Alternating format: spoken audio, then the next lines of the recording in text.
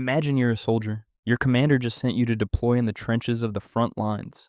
You don't like the idea, but you have no other choice. You climb into an armored vehicle and head toward the front.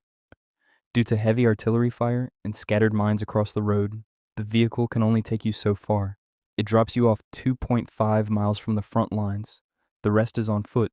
You start moving with a squad of 6.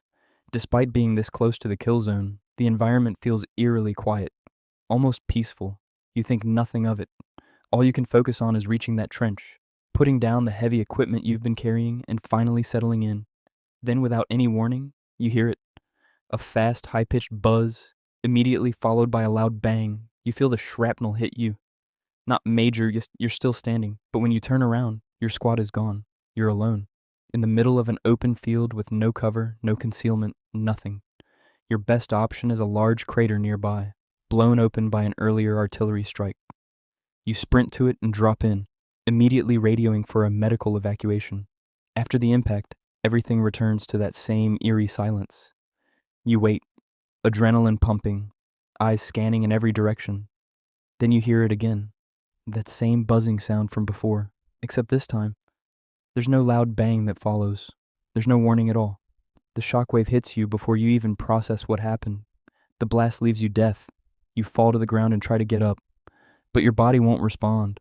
A surge of adrenaline floods through you, followed immediately by the most intense fear you've ever felt. Your favorite memories start rushing in all at once. Your vision begins to tunnel, and as everything rapidly fades to black, your last thought is, what was that? The culprits were 2 remote-controlled drones, each one roughly the size of a pizza box, each one costing someone $500 to build. That's it. That's all it took to change the way wars are fought forever. In the last few years, a new kind of weapon has taken over battlefields around the world.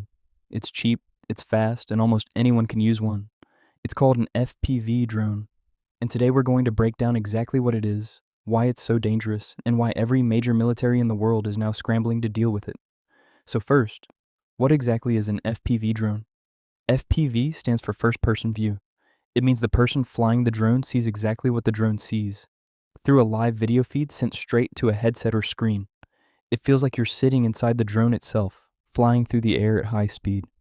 You've probably seen FPV drones before, even if you didn't know it. They're used in racing competitions, extreme sports videos, and even Hollywood films to get those smooth, fast-moving camera shots that feel impossible. But here's where things get interesting. A few years ago, people started asking a dangerous question. What if we strapped an explosive to one of these things? A standard FPV racing drone can fly up to 100 miles per hour.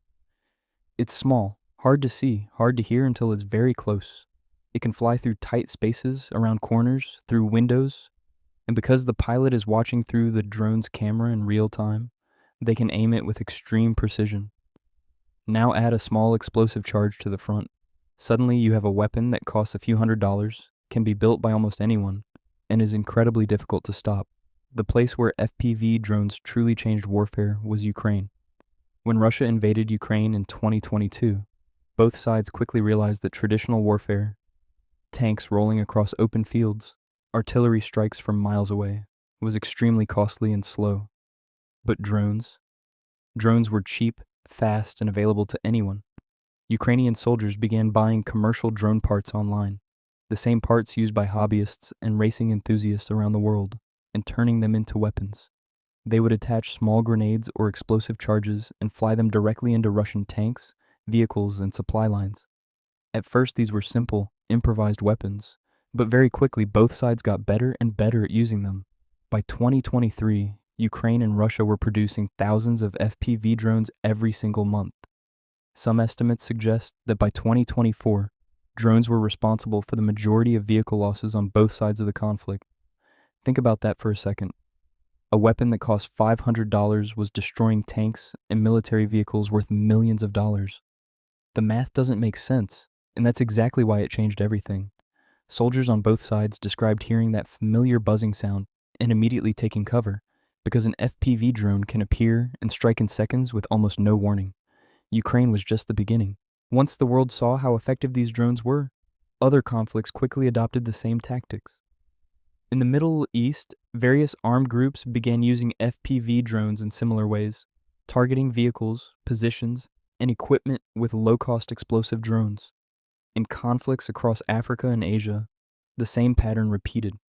Groups with very limited resources suddenly had access to a powerful weapon that required no jets, no trained pilots in expensive aircraft, and no massive supply chains.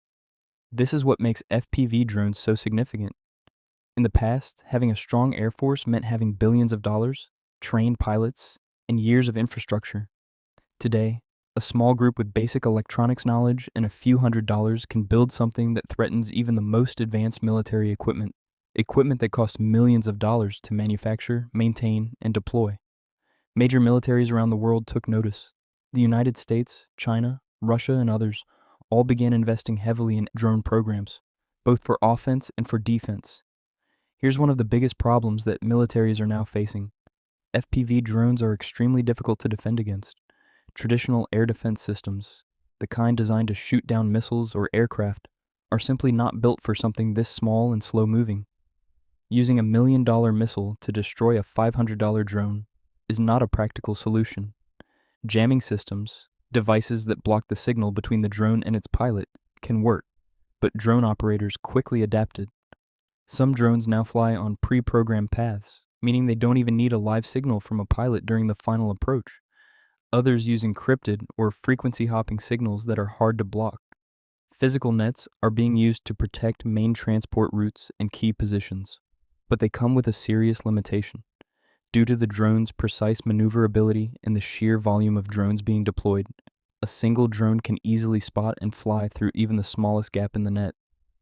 And if there is no gap, the drone simply attacks the net itself, tearing or blasting an opening so that the next drone behind it can fly straight through. It's a coordinated, calculated approach that turns even a physical barrier into a temporary inconvenience. But perhaps the most alarming development of all is the use of fiber optic cable. Some FPV drones are now connected to their operators through a thin fiber optic cable that spools out behind them as they fly. Because fiber optic uses light instead of radio waves, it cannot be jammed. Period. No jamming system in the world can disrupt it. It provides a crystal clear, real-time image to the operator and allows the drone to be controlled from miles and miles away, completely immune to any electronic countermeasure. In the active war zone between Ukraine and Russia, thousands of miles of fiber optic cable now litter the battlefield. Across destroyed towns, through rubble, over open fields. The cable is everywhere. It has become one of the most visible signs of how deeply this technology has embedded itself into modern warfare. Jamming systems that cost hundreds of thousands of dollars are rendered completely useless by a spool of cable that costs almost nothing. Because of this, virtually every armored military vehicle you now see operating on the front lines is equipped with anti-drone metal mesh nets mounted on the outside of the hull. The idea is simple but clever. The net creates a standoff distance between the drone and the vehicle. When an FPV drone hits the outer netting, the explosive is triggered before it ever reaches the vehicle's main hull, drastically reducing its penetrating power and protecting the crew inside. It's essentially a cage designed to make the drone detonate too early to do real damage. However, even this solution doesn't fully solve the problem.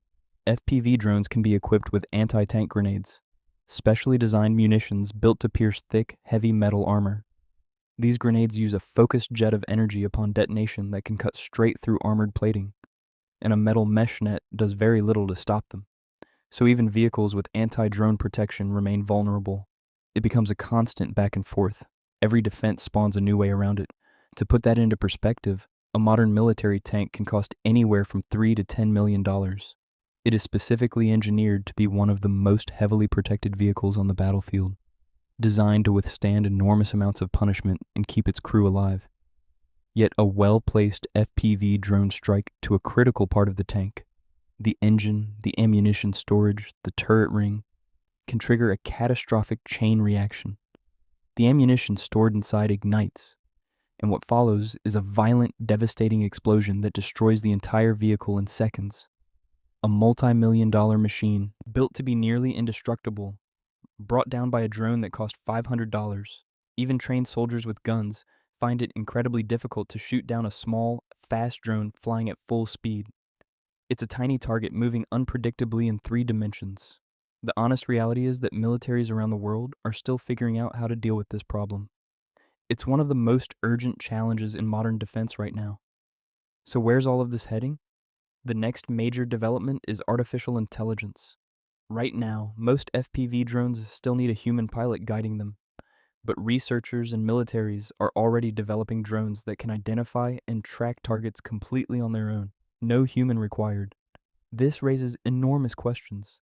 If a drone can decide on its own what to attack, who is responsible for what it does? How do you stop a swarm of hundreds of AI-guided drones flying together? These are questions that military experts, governments, and ethicists are actively debating right now. A $500 drone, that's what it took to change modern warfare forever. Not a stealth bomber, not a nuclear weapon. A small, fast FPV drone that anyone can build with parts ordered online. The wars of tomorrow are going to look very different from the wars of the past, and unfortunately, the FPV drone is only the beginning.